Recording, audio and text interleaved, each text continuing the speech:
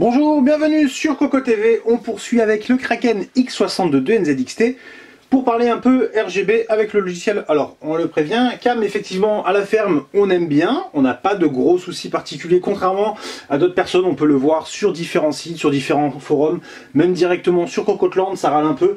Là, le seul souci qu'on a, c'est que quand on change la couleur, il faut ensuite remodifier le profil de la pompe et du ventilateur, mais en soi, ce n'est pas très problématique, c'est juste une affaire de 2 clics. Du coup, ça veut dire qu'on va vous faire une petite démonstration sur le RGB, les ventilateurs vont monter à plein régime, vous les entendrez peut-être, et on les redescendra à chaque fois.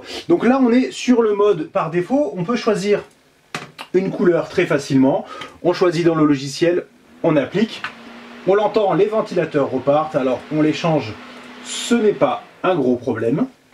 Ensuite, nous avons d'autres modes, par exemple le mode espace, ici configuré entre du bleu et du vert. On va pouvoir changer le logo ou bien l'anneau. Donc on le voit, il y a un changement qui s'opère maintenant avec le vert qui apparaît et le logo au milieu qui passe sur du RGB.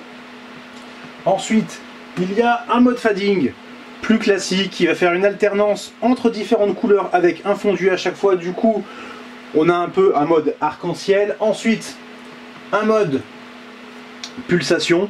Donc là, on va basculer sur une couleur, 2 couleurs, 3 couleurs en fonction de ses préférences. Et enfin, nous avons le mode Spectrum. Alors, on a oublié de changer les ventilateurs, autant pour moi. Le mode Spectrum qui est peut-être le plus intéressant sur le papier pour de la démonstration, malheureusement le moins réussi tout simplement. Donc là, il est au maximum. Si on diminue un peu la vitesse, par exemple, on le met à moitié, ça fait quand même plutôt saccadé et c'est dommage parce que l'idée était assez intéressante. Alors après, on va pas se leurrer, c'est plus difficile à faire parce qu'en fait, il y a plusieurs diodes et chaque diode va changer de couleur. Du coup, pour faire une transition propre, c'est quand même beaucoup moins facile. Du coup, de notre côté, petite préférence pour la sobriété avec le mode fixe, en rose, pourquoi pas. Et on aime bien aussi le fading entre 2 ou 3 couleurs. Le mode espace est pas mal aussi, ça permet de changer un peu l'anneau. Alors bien entendu, chacun aura son avis sur la question.